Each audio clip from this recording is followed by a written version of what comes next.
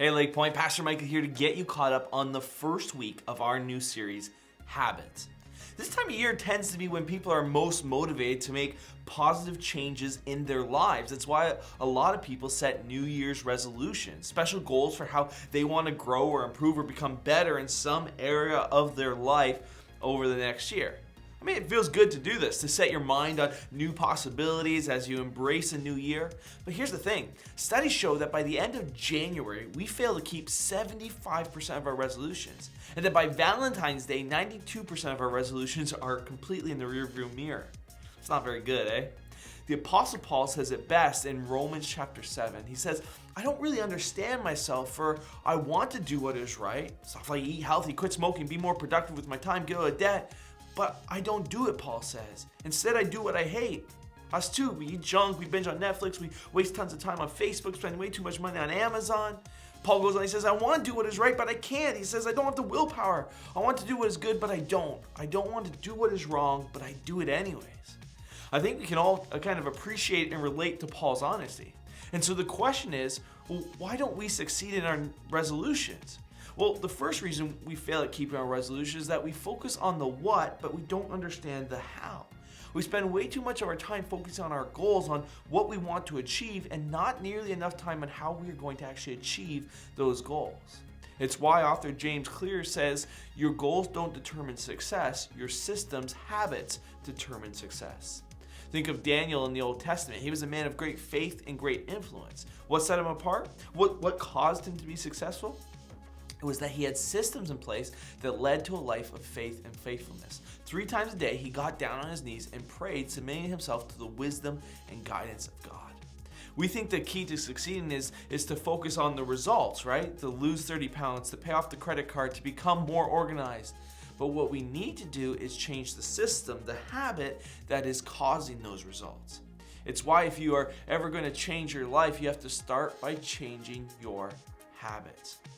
The second reason why we fail to succeed with our New Year's resolutions is because we don't see progress fast enough. I mean, we very rarely do we see immediate results when we start a new behavior. And as a result, as Nate pointed out, we might wrongly conclude that small good decisions don't matter that much and that small bad decisions don't really matter that much because they don't really change. Nothing really moves the needle. But the truth is, our life is the sum total of all the small decisions we make. Or, as Sean Covey puts it, our habits make us or break us. We become what we do repeatedly. Now, once again, we often fail to see this. We often fail to appreciate the impact that small little changes over time can have on our lives. And because of that, we convince ourselves that massive success requires massive action. But it's not actually true. Success is usually the result of small, wise, daily habits rather than big, once-a-lifetime improvements. That's because small, daily habits compound over time and eventually produce very big results. Think of when you're boiling water on the stovetop. At room temperature, it's probably around 70 degrees Fahrenheit. As you heat it up, the temperature slowly rises, 80, 90, 100, 150, 200. The heat is being stored up, but it's invisible to the naked eye. You get to 210, 211, still nothing, but then 212 degrees, it boils over. And that's how habits work in life. You add a God-honoring habit to your life, you won't see the results immediately, but eventually there's a tipping point where it becomes obvious. The third reason Nate gave us for why we don't follow through on our New Year resolutions is our negative self-perceptions. They sabotage our success. I mean, we all have insecurities. We do this all the time. We say things like, I'm not good with money, I never have been. Or we say, we all know I have an addictive personality, it's just the way I am. Or I'm not a morning person, never have been, never will be. I'm no good with relationships, I'm not meant to be married. These negative self-perceptions, they sabotage our success and they create this vicious cycle. Craig Groeschel explains it this way. He says, an unhealthy identity creates unwise habits, and unwise habits reinforce an unhealthy identity.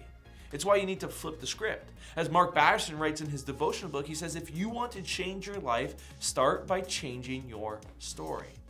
We usually begin the process of changing our habits by focusing on what we want to achieve, which leads to outcome-based habits, trying to change from the outside in. Behavioral scientists, however, say that doesn't work because our old identities sabotage our new plans for change. which means modern day psychology affirms what scripture has always said, that real change always starts from the inside and it works its way out. It's what we call identity-based habits. For example, imagine two people resisting a cigarette. When offered a smoke, the first person says, "No thanks, I'm trying to quit." Which sounds like a reasonable response, but this person still believes they are a smoker who is trying to do something else. They are hoping their behavior will change while carrying around the same beliefs. The second person declines by saying, "No thanks, I'm not a smoker." It's a small difference, but this statement signals a shift in identity. They no longer identify themselves as a smoker, which is huge because identity shapes behavior. The Apostle Paul says, "There is power within me that is at war within my mind. This power makes me a slave to the sin that is still within me. Oh, what a miserable person I am. Who will free me from this life that is dominated by sin and death?" Paul connects his behavior to his identity. He sees himself as a miserable person trapped in a life of sin, incapable of changing. But look at the difference Paul says Jesus makes. He says, "We know that our old sinful selves were crucified with Christ so that sin might lose its power in our lives. We are no longer slaves to sin. For when we died with Christ, we were set free from the power of sin.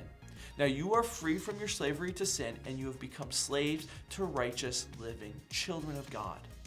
What Paul is talking about is a change that starts inside. It's a change of identity, and that is how true change occurs. You see, friends, healthy identity creates positive habits, and positive habits reinforce a healthy identity. This is why God doesn't try to change us from the outside in. No, He brings transformation from the inside out. It's why as we kick off a new year, Pastor Nate wanted to encourage us to take a different approach to goal setting and New Year's resolutions. He said, most people create do goals.